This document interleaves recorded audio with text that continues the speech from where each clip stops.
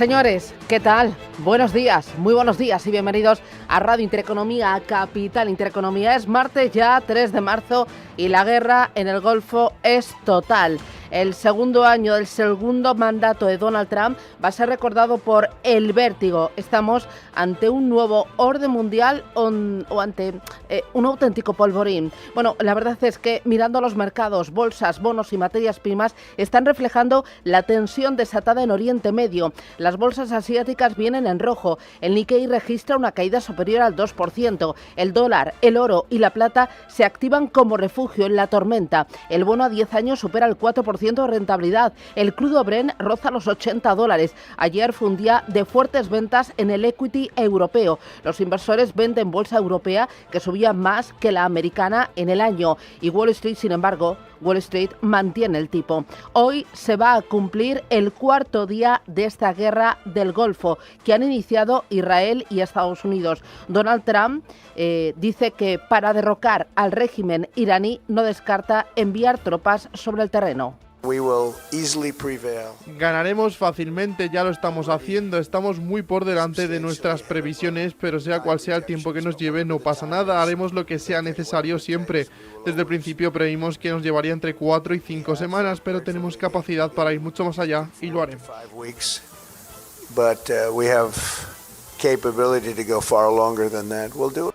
Las sirenas y las bombas no han parado de sonar en las últimas horas. Esta madrugada, ataque de Irán a la embajada de Estados Unidos en Riad y también ataques de Irán a Kuwait y Tel Aviv. La televisión estatal iraní y otras zonas de Teherán han sido el blanco de los bombardeos de Israel, y Estados Unidos ha destruido un número de embarcaciones iraníes en el estrecho de Hormuz. Las bajas iraníes podrían superar las 600. Estados Unidos reconoce la muerte de 6 soldados y ha pedido a los ciudadanos americanos que abandonen 14 países de la región por riesgo de seguridad. La Guardia Revolucionaria iraní ha anunciado el cierre del estrecho de Hormuz, el paso marítimo por el que se transporta entre un 20 y un 30% de los suministros mundiales de petróleo y de gas. Y Qatar ha cerrado su principal planta de gas, que supone el 20% de la producción mundial. Es el tercer productor de gas licuado del mundo y es también objetivo de Irán. Resultado, el gas ayer en Europa subió más de un 40%, el petróleo subió un 6% y ahora el Brent suma otro 2% adicional.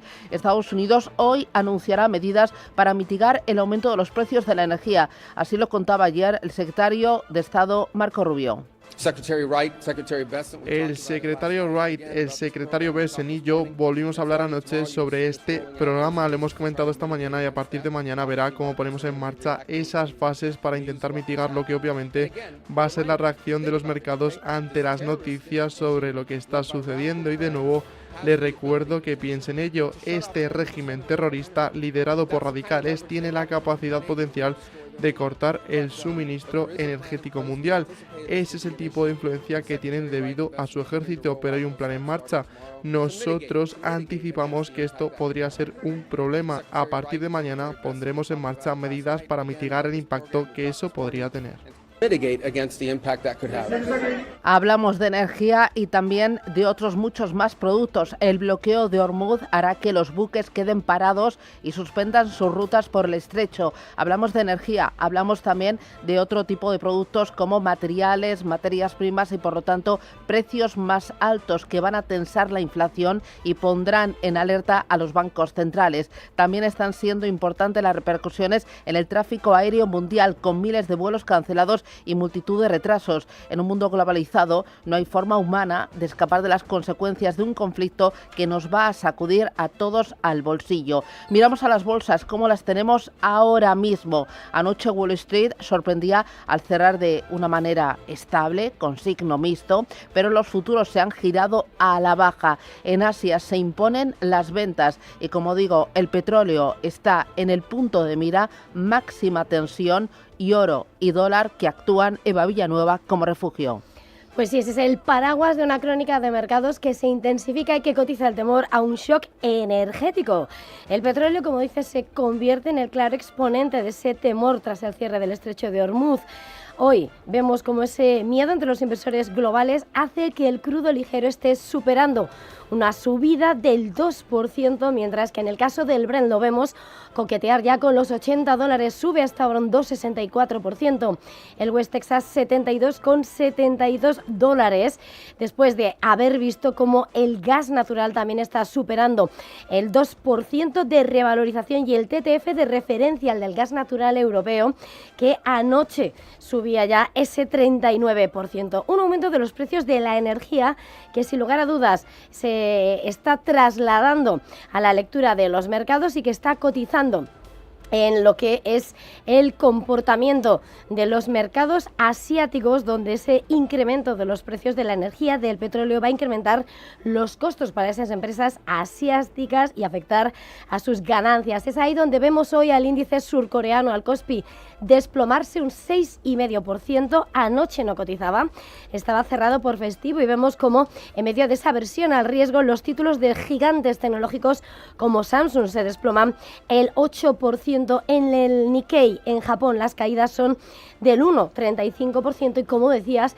a la hora de mirar los gráficos, vemos de cómo Wall Street cerraba anoche estable, pendientes más de los datos macroeconómicos del país, mientras lo que vemos es como de cara a lo que va a ser la apertura en la jornada de hoy, con un recrudecimiento del discurso de los futuros del S&P, caen un 0,85% y los del Nasdaq ya con caídas del 1%.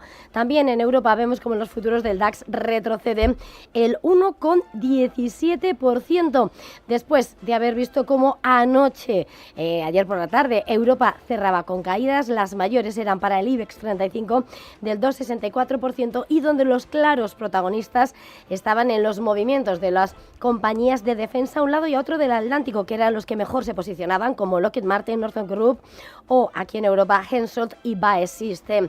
En medio del temor a lo que pueda llegar en esa guerra, el oro actúa como activo refugio. Hasta ahora se relaja, pero lo tenemos en 5.314 dólares, el índice dólar, el que referencia al billete verde frente a las principales divisas, avanza, extiende las ganancias hasta 98,76 unidades y hemos visto cómo los bonos han visto retroceder. El Treasury a 10 años ha vuelto a superar el 4%.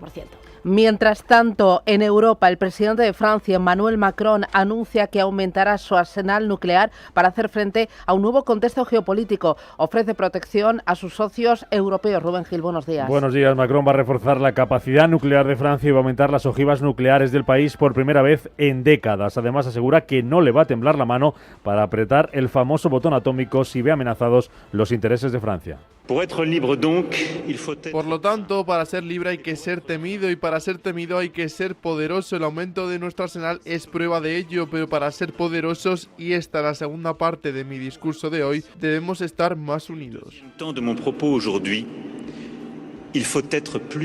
El presidente galo anunciaba también la construcción de un nuevo submarino nuclear capaz de lanzar misiles atómicos y la creación junto a Alemania de un grupo de coordinación nuclear ante la escalada en Oriente Próximo. Mientras tanto, la presidenta de la Comisión Europea, Ursula von der Leyen, pide a los países europeos que estén preparados para las consecuencias de este conflicto y apuesta por una desescalada con una solución diplomática. The only lasting solution is a diplomatic one.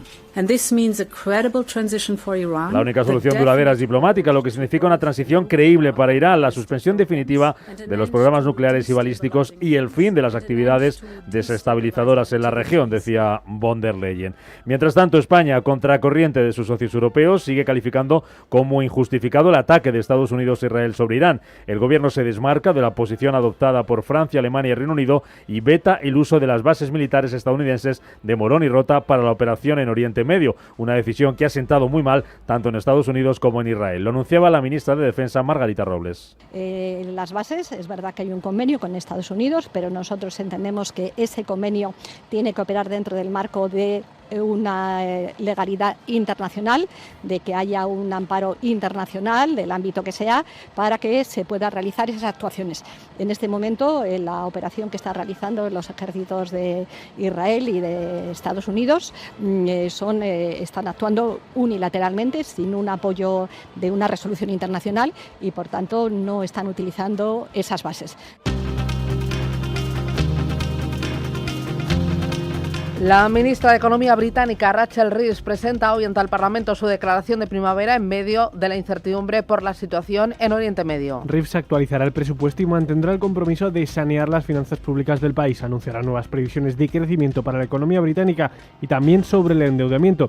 Los inversores no esperan que haya cualquier sorpresa en el gasto que pueda inquietar a los bonos británicos, ni tampoco anuncios de nuevas subidas de impuestos, después de que en su último discurso la ministra de Economía de Reino Unido elevara la carga impositiva a su nivel más alto desde después de la Segunda Guerra Mundial. El presidente de Estados Unidos, Donald Trump, se reúne este martes en la Casa Blanca con el canciller de Alemania, Friedrich Merz. Ambos mandatarios van a abordar cuestiones económicas, energéticas y comerciales en un contexto geopolítico marcado por los ataques de Washington e Israel contra Irán y las represalias de Teherán. Merz llegará a Washington después de que el Parlamento Europeo haya suspendido el acuerdo comercial de la Unión Europea con Estados Unidos tras la nueva amenaza arancelaria de Trump.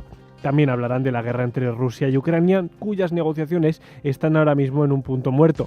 Zelensky espera que pronto se reanuden las conversaciones de paz con Rusia. Como ya he respondido, nadie ha cancelado nada todavía. Si hay dificultades en Budapest debido a los misiles y los drones, creo que tenemos Turquía, tenemos Suiza, lugares que ya han funcionado y nos han permitido reunirnos a todos. Apoyaremos sin duda cualquiera de estos 3 lugares para la reunión. Esperamos la respuesta de nuestros socios.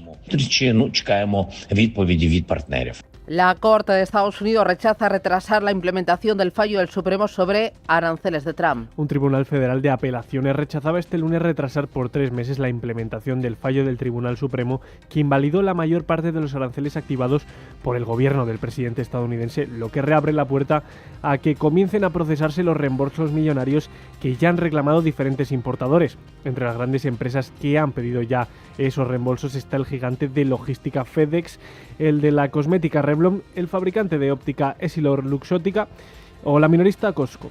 India y Canadá cerrarán su tratado de libre comercio antes de que acabe el año. Los dos países se han fijado como objetivo duplicar el intercambio bilateral hasta los 50.000 millones de dólares para el final de la década.